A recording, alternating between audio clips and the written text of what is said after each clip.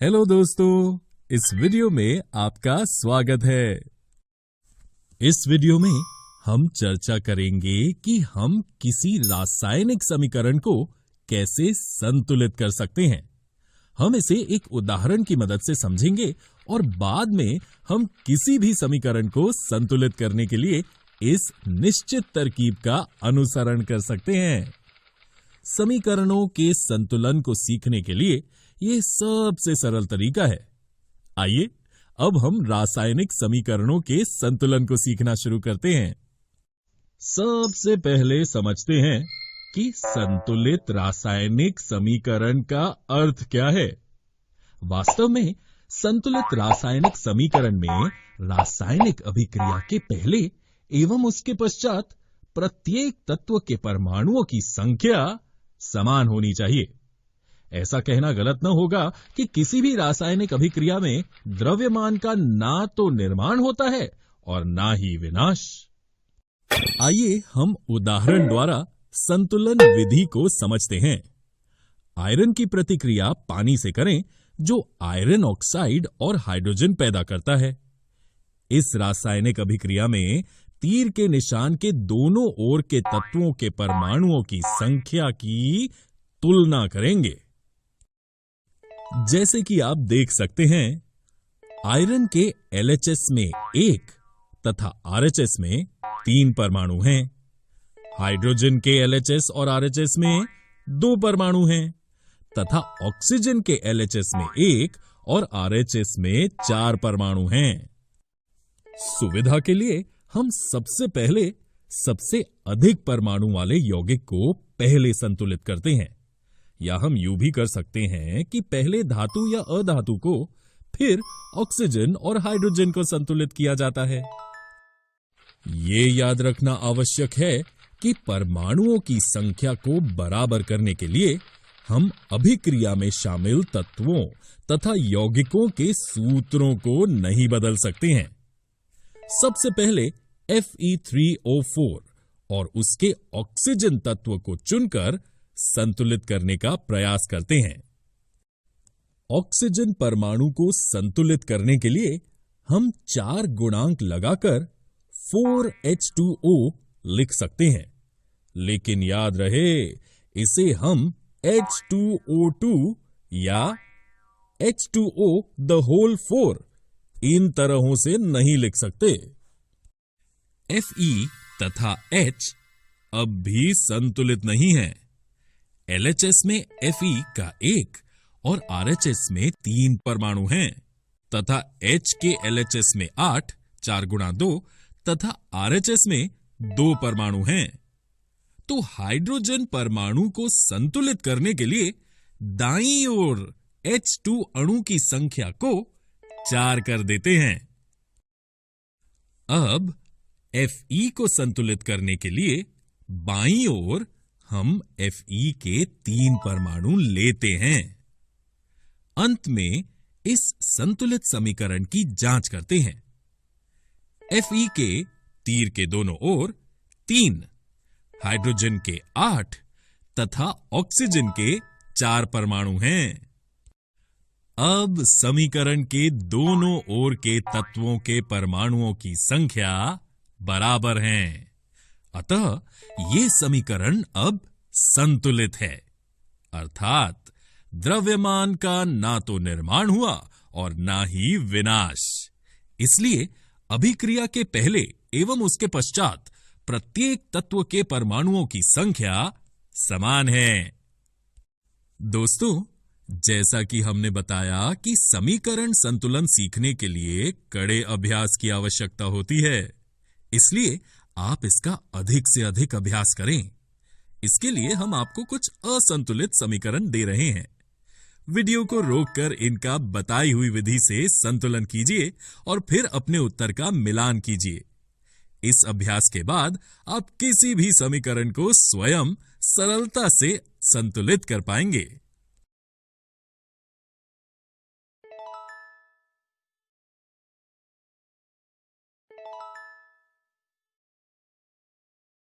दोस्तों, किसी भी समीकरण को संतुलित करने के लिए याद रखें, सबसे पहले धातु, अधातु, तत्पश्चात हाइड्रोजन और ऑक्सीजन को संतुलित करना होगा। आशा करते हैं कि इस तरकीब से आप कठिन से कठिन समीकरण को सरलता से संतुलित कर पाएंगे। दोस्तों, इस वीडियो में हमने रासायनिक समीकरण को कैसे संतुलित कर सकते हैं, इसका अध्ययन किया। अगले वीडियो में हम रासायनिक अभिक्रियाओं के प्रकारों के बारे में जानेंगे। हेलो दोस्तों, आपका इस वीडियो में स्वागत है। पिछले वीडियो में हमने संतुलित रासायनिक समीकरण के बारे में सीखा। आज इस वीडियो में हम संयोजन अभिक्रिया के बारे में जानेंगे। आइए जानते हैं संयोजन अभिक्रियाओं के विषय में। क्या इसके नाम संयोजन से ही इसके बारे में कुछ पता चलता है? जी हाँ, इसका नाम ही ये दर्शाता है कि हम किसी पदार्थ का संयोजन अर्थात मिलन कर रहे हैं। तो संयोजन अभिक्रियाओं को हम कैसे परिभाषित कर सकते हैं? जब दो या दो से अधिक पदार्थ, तत्व या यौगिक संयोग करके एकल उत्पाद निर्मित करते हैं, उन अभिक्रियाओं को संयोजन अभिक्रिया कहते हैं। आइए संयोजन अभिक्रियाओं को एक उदाहरण की सहायता से समझते हैं। एक बीकर में थोड़ा कैल्शियम ऑक्साइड लीजिए, इसमें धीरे धीरे जल मिलाइए और बीकर को स्पर्श कीजिए। कैल्शियम ऑक्साइड जल के साथ तीव्रता से अभिक्रिया करके बुझे हुए चूने का निर्माण करता है और साथ ही आप देखेंगे कि बीकर का तापमान बढ़ गया है, अर्थात इस अभिक्रिया में ऊष्मा उत्पन्न हो रही है। ध्यान दीजिए, इस अभिक्रिया में कैल्शियम ऑक्साइड और जल H2O मिलकर एक उत्पाद कैल्शियम हाइड्रोक्साइड बुझा हुआ चूना बनाते हैं। अभिक्रिया में अभिकारक मिलकर एक उत्पाद बना रहे हैं। साथ ही इस अभिक्रिया में ऊष्मा उत्पन्न हो रही है। जिन अभिक्रियाओं में उत्पाद के निर्माण के साथ साथ ऊष्मा भी उत्पन्न होती है, उन्हें ऊष्माक्षेपी रासायनिक अभिक्रिया एक्सोथर्मिक रिएक्शन कहते हैं। इनके बारे में हम आगे अध्ययन करेंगे। दोस्तों, क्या आप जानते हैं, बुझे हुए चूने के विलयन का उपयोग दीवारों की सफेदी करने के लिए किया जाता है। कैल्शियम हाइड्रोक्साइड वायु में उपस्थित कार्बन डाइऑक्साइड के साथ धीमी गति से अभिक्रिया करके दीवारों पर कैल्शियम कार्बोनेट CaCO3 की एक पतली परत बना देता है। सफेदी करने के 2-3 दिन बाद कैल्शियम कार्बोनेट का निर्माण होता है और इससे दीवारों पर चमक आ जाती है। रोचक बात यह है कि संगमरमर का रासायनिक सूत्र भी CaCO3 ही है। आइए संयोजन अभिक्रियाओं के कुछ और उदाहरणों का अध्ययन करें। पहला उदाहरण है कोयले का दहन।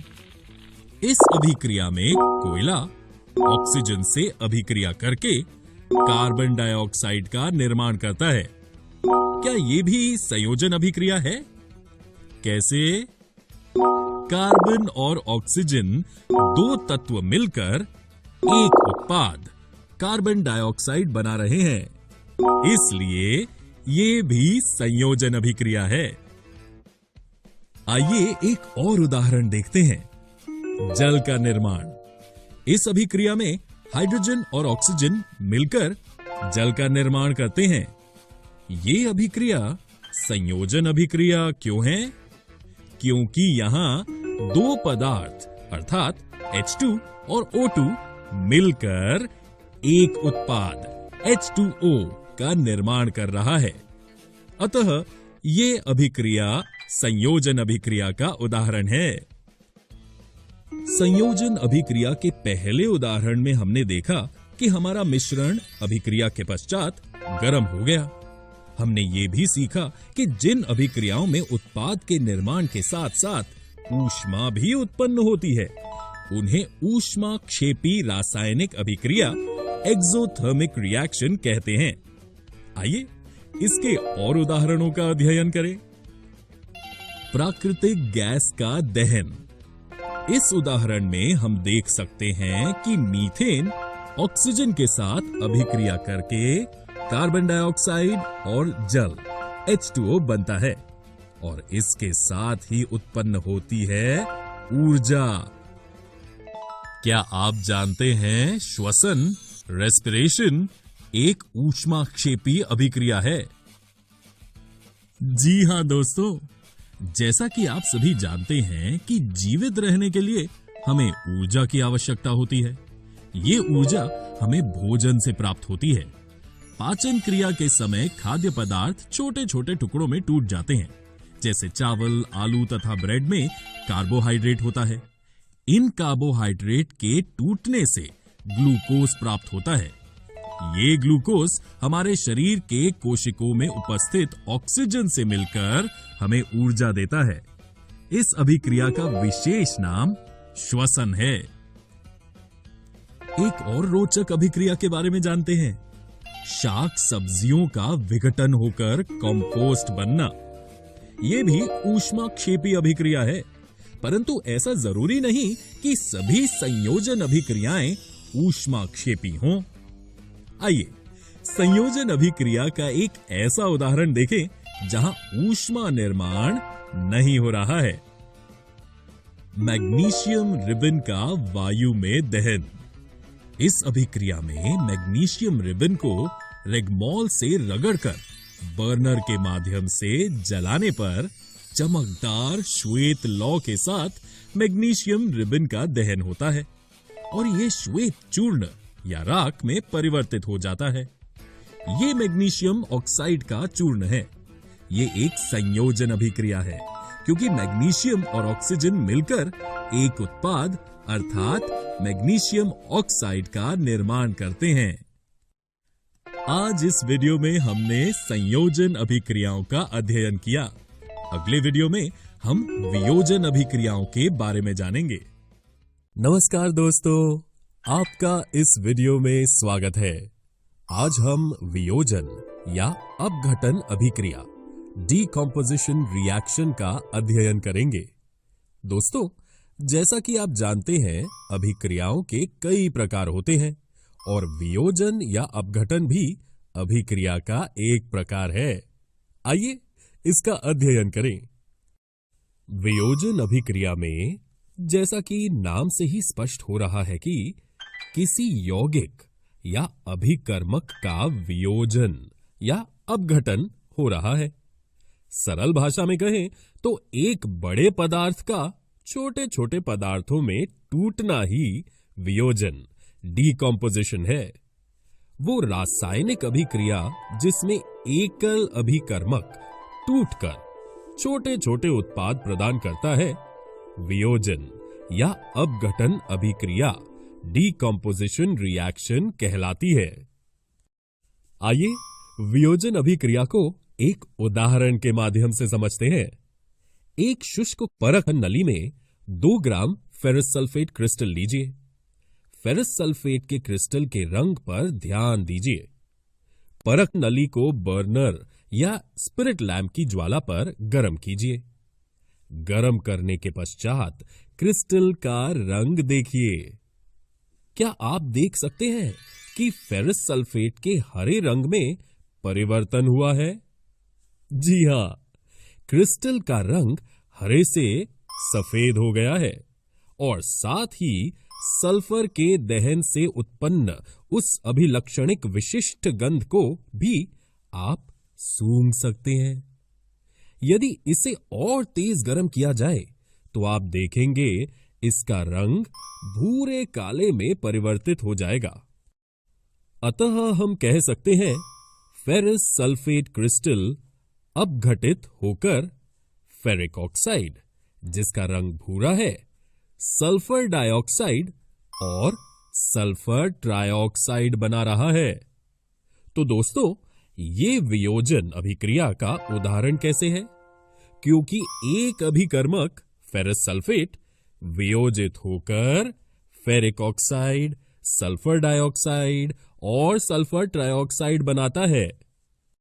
इस अभिक्रिया में आप देख सकते हैं कि एकल अभिकर्मक फेरस सल्फेट FeSO4 अपघटित होकर छोटे छोटे पदार्थ जैसे ferric oxide Fe2O3, sulphur dioxide SO2 और सल्फर ट्राइऑक्साइड SO3 बनाता है। ये अपघटन या वियोजन का उदाहरण है। फेरस सल्फेट गर्म करने पर फेरस सल्फेट क्रिस्टल जल त्याग देता है और इसलिए क्रिस्टल के रंग में परिवर्तन आता है। इसके उपरांत ये फेरिक ऑक्साइड, सल्फर डाइऑक्साइड तथा सल्फर ट्राइऑक्साइड में वियोजित हो जाता है। फेरिक ऑक्साइड ठोस है, जबकि सल्फर डाइऑक्साइड तथा सल्फर ट्राइऑक्साइड गैस हैं। है ना ये रोचक? आइए वियोजन अभिक्रिया के एक और उदाहरण का अध्ययन करते हैं। ऊष्मा देने पर कैल्शियम कार्बोनेट का कैल्शियम ऑक्साइड तथा कार्बन डाइऑक्साइड में वियोजित होना एक प्रमुख वियोजन अभिक्रिया है, जिसका उपयोग विभिन्न उद्योगों में होता है। कैल्शियम ऑक्साइड को चूना या बुझा हुआ चूना कहते हैं। इसके अनेक उपयोगों में से एक उपयोग सीमेंट के निर्माण में होता है। ऊष्मा के द्वारा की गई वियोजन अभिक्रिया को ऊष्मीय वियोजन, थर्मल डिकम्पोजिशन कहते हैं। आइए वियोजन अभिक्रिया के एक और उदाहरण का अध्ययन करें। एक परख नली में 2 ग्राम लेड नाइट्रेट का चूर्ण लीजिए। चिमटे में परख नली को पकड़कर ज्वाला के ऊपर रखकर इसे गर्म कीजिए। आप देखेंगे कि भूरे रंग का धुआं उत्सर्जित होता है। ये नाइट्रोजन डाइऑक्साइड NO2 का धुआं है। इसकी अभिक्रिया इस प्रकार होती है। लेड ऑक्साइड नाइट्रोजन डाइऑक्साइड और ऑक्सीजन में वियोजित हो जाता है। दोस्तों, आइए एक और रोचक वियोजन अभिक्रिया का अध्ययन करते हैं, जो है जल का वैद्युत अपघटन। जी हां दोस्तों, जल को हाइड्रोजन और ऑक्सीजन में अपघटित किया जा सकता है। जल में विद्युत धारा प्रवाहित करने से वो हाइड्रोजन H2 और ऑक्सीजन O2 में वियोजित हो जाता है। इस अभिक्रिया को हम इस तरह से दर्शा सकते हैं। सिल्वर क्लोराइड का अपघटन एक वियोजन अभिक्रिया का उदाहरण है।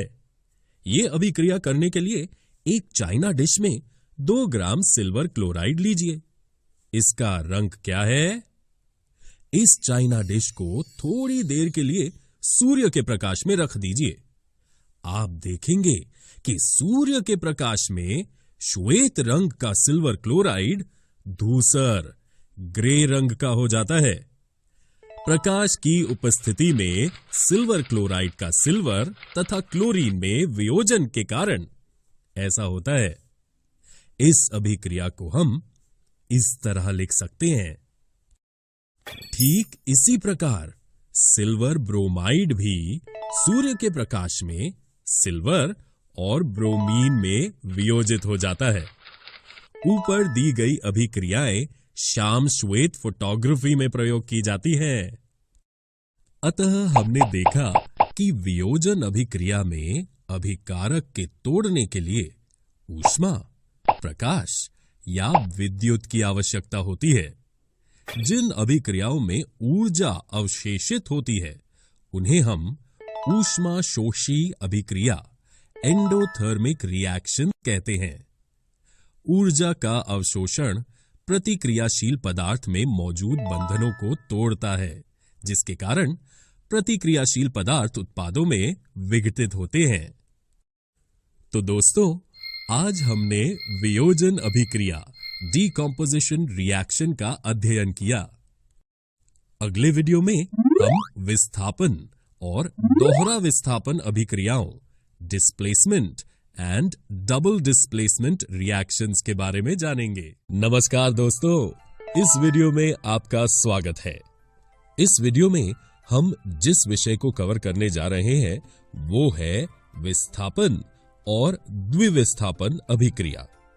दोस्तों, जैसा कि आप जानते हैं कि अभिक्रियाओं के कई प्रकार हैं।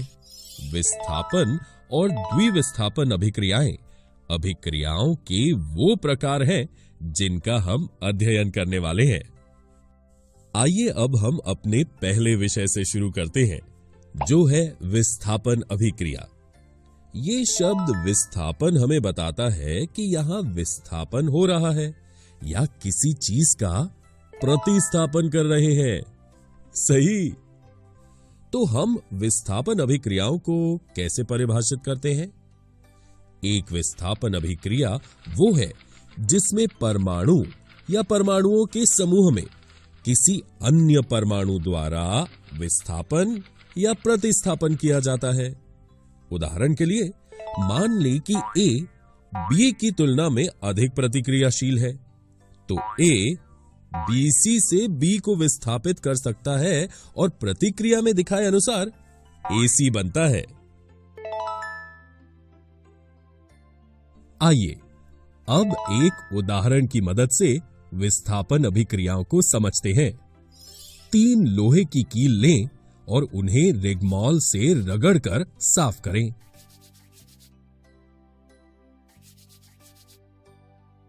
और फिर A और B के रूप में चिन्हित 2 परख नलियां लें। प्रत्येक परख नली में लगभग 10 ml कॉपर सल्फेट का विलयन लें। 2 लोहे के कीलों को एक धागे में बांधें और लगभग 20 मिनट के लिए परख नली B में कॉपर सल्फेट के विलयन में सावधानी से डुबोएं। तुलना के लिए एक लोहे की कील अलग रखें। 20 मिनट के बाद कॉपर सल्फेट घोल से लोहे की कीलों को निकाल लें। अब हम परख नलियों A और B के कॉपर सल्फेट के विलयन के नीले रंग की तीव्रता की तुलना करेंगे और एक तरफ रखे हुए लोहे के कील और कॉपर सल्फेट के विलयन में डुबोए लोहे के कील के रंगों की भी तुलना करेंगे। अब हम देख सकते हैं कि कॉपर सल्फेट विलयन का नीला रंग फीका पड़ गया है और लोहे की कील भूरे रंग की हो गई है। जो अभिक्रिया हुई वो थी आयरन की कॉपर सल्फेट के विलयन के साथ अभिक्रिया, और क्योंकि कॉपर की तुलना में आयरन अधिक प्रतिक्रियाशील है, इसने कॉपर सल्फेट से कॉपर को विस्थापित कर दिया और आयरन सल्फेट और कॉपर का निर्माण हुआ। इस अभिक्रिया को विस्थापन अभिक्रिया के रूप में जाना जाता है। विस्थापन अभिक्रियाओं के अन्य उदाहरण हैं। सबसे पहले जिंक और कॉपर सल्फेट की अभिक्रिया में, क्योंकि जिंक कॉपर से अधिक क्रियाशील तत्व है, वो जिंक सल्फेट और कॉपर बनाने के लिए कॉपर को उसके यौगिक से विस्थापित कर देता है। ठीक इसी तरह लेड और कॉपर क्लोराइड की अभिक्रिया है। इसमें कॉपर और लेड क्लोराइड बनाने के लिए कॉपर को विस्थापित किया जा रहा है। जिंक तथा लेड कॉपर की अपेक्षा अधिक प्रतिक्रियाशील तत्व हैं, इसलिए वे कॉपर को उसके यौगिक से विस्थापित कर देते हैं। अब हम एक अन्य प्रकार की अभिक्रिया पर चर्चा करेंगे, जो कि द्विविस्थापन अभिक्रिया है। ये विस्थापन अभिक्रियाओं के समान है, लेकिन जैसा कि नाम से ही पता चलता है कि ये द्विविस्थापन है, यानी अन्य 2 परमाणुओं द्वारा 2 परमाणुओं का विस्थापन हो रहा है। वास्तव में ऐसी अभिक्रियाएं जिनमें अभिकारकों के बीच आयनों का आदान प्रदान होता है, द्विविस्थापन अभिक्रिया डबल डिस्प्लेसमेंट रिएक्शन कहलाती है। आइए अब हम एक उदाहरण की मदद से इस द्विविस्थापन अभिक्रिया को समझें। एक परख नली में लगभग 3 ml सोडियम सल्फेट का विलयन लें। एक अन्य परख नली में लगभग 3 ml बेरियम क्लोराइड का विलयन लें। दोनों विलयनों को मिलाएं। आप क्या देखते हैं? आप देखेंगे कि श्वेत रंग का एक पदार्थ का निर्माण होता है जो जल में अविलेय है। इस अविलेय पदार्थ को अवक्षेप प्रेसिपिटेट कहते हैं। जिस अभिक्रिया में अवक्षेप प्रेसिपिटेट का निर्माण होता है उसे अवक्षेपण अभिक्रिया प्रेसिपिटेशन रिएक्शन कहते हैं। तो दोस्तों, ये अभिक्रिया द्विविस्थापन अभिक्रिया कैसे है? क्योंकि इस अभिक्रिया में chlorine ion 2Cl- sodium sulphate से सल्फेट आयन SO4 को विस्थापित करता है और barium ion Ba2+ sodium sulphate से सोडियम 2Na+ को विस्थापित करता है। इसलिए ये एक द्विविस्थापन अभिक्रिया है। दोस्तों, है ना ये एक दिलचस्प अभिक्रिया? लेकिन ये अभिक्रिया क्यों होती है? Ba2+ तथा SO4 की अभिक्रिया से बेरियम सल्फेट BaSO4 के श्वेत अवक्षेप का निर्माण होता है। एक अन्य उत्पाद सोडियम क्लोराइड NaCl का भी निर्माण होता है जो विलयन में ही रहता है। ऐसी अभिक्रियाएं जिनमें अभिकारकों के बीच आयनों का आदान प्रदान होता है उन्हें द्विविस्थापन अभिक्रियाएं डबल डिस्प्लेसमेंट रिएक्शंस कहते हैं।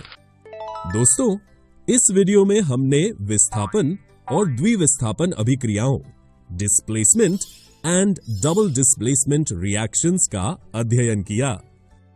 अगली वीडियो में हम उपचयन, अपचयन, ऑक्सीडेशन एंड रिडक्शन अभिक्रियाओं के बारे में जानेंगे। हेलो दोस्तों, इस वीडियो सत्र में आपका स्वागत है।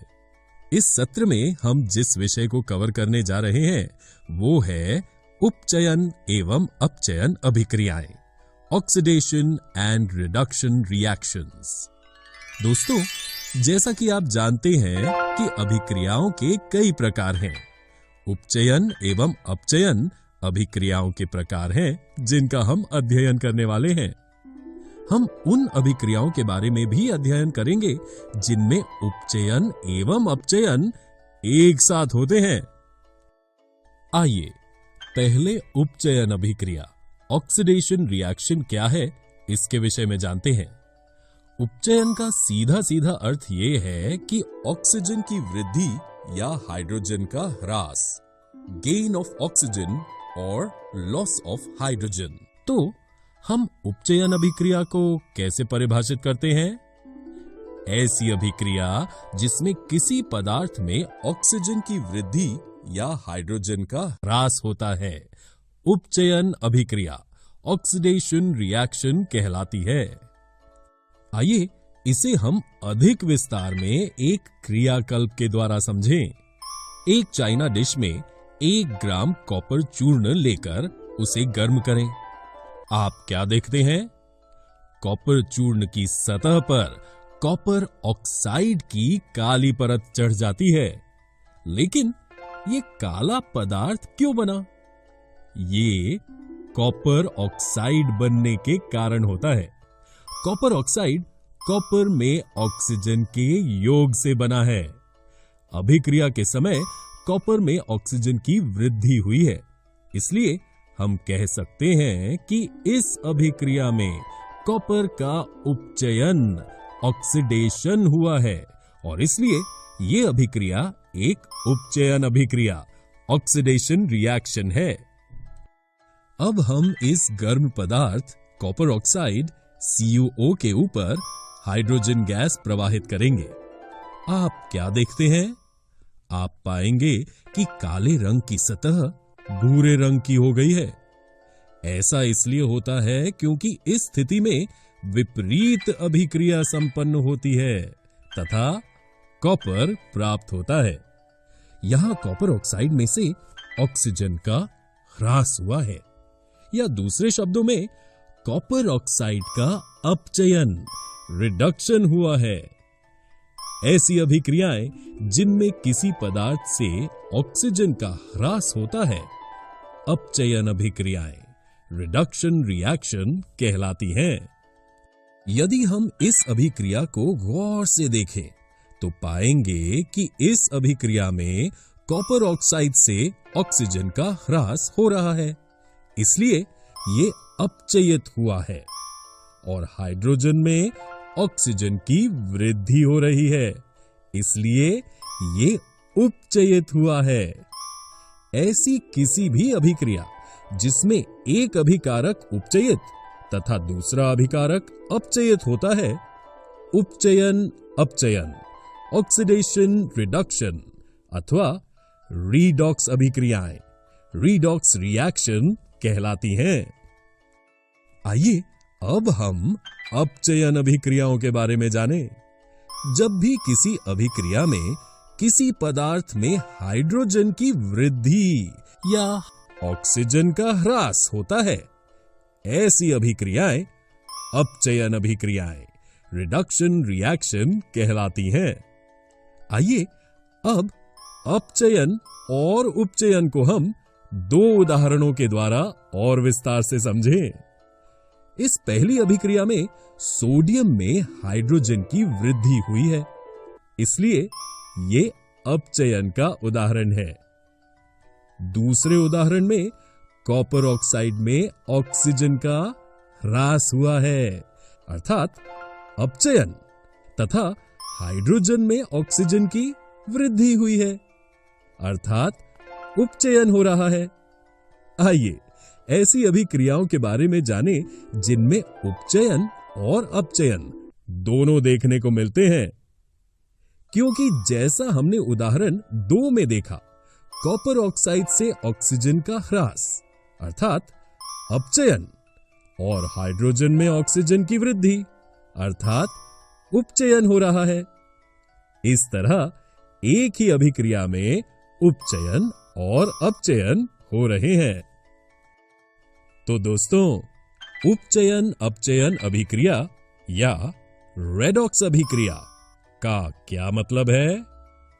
एक रासायनिक अभिक्रिया जिसमें उपचयन और अपचयन एक साथ होते हैं, उसे रेडॉक्स अभिक्रिया, रेडॉक्स रिएक्शन कहा जाता है।